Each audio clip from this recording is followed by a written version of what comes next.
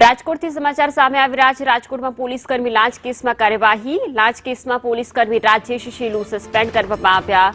પોલીસકર્મીની audio ક્લિપને લઈ કાર્યવાહી કરવામાં આવી છે। પોલીસ કમિશનરે તપાસના આદેશ આપ્યા છે। આ ઓડિયો ક્લિપને લઈને ઓડિયોમાં ₹2500 થી લઈને ₹5000નો ઉલ્લેખ કરવામાં આવ્યો છે। મહિલા પોલીસકર્મી સાથેની ઓડિયો ક્લિપ અત્યારે વાયરલ થઈ હતી, જેને લઈને કાર્યવાહી કરવામાં આવી છે। નોકરી સ્થળમાં બદલી માટે પોલીસકર્મીઓનો લાંચનો મામલો સામે આવતા કાર્યવાહી થઈ।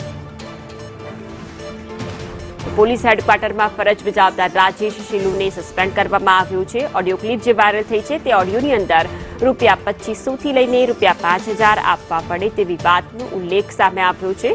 સમગ્ર મામલે પોલીસ કમિશનર દ્વારા તપાસના આદેશ અપાયા હતા। પોલીસ કમિશનર દ્વારા કાર્યવાહી પણ કરાઈ। મહિલા પોલીસકર્મી અને રાજેશ શીલુ વચ્ચેની ઓડિયો ક્લિપ વાયરલ થઈ હતી, જે સંદર્ભે કાર્યવાહીના ભાગરૂપે સસ્પેન્ડ કરવામાં આવ્યા। સંવાદદાતા મયુર સરવૈયા જોડેથી વધુ વિગતો જાણીશું। જી મયુર।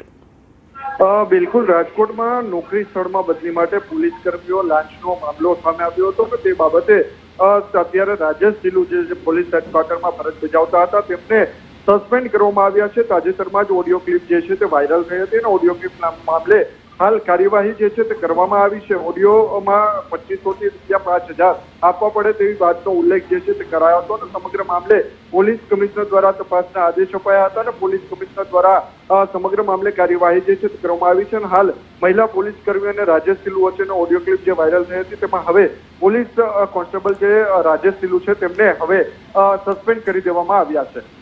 જી બિલકુલ મયુર, આભાર તમામ વિગતો બદલ।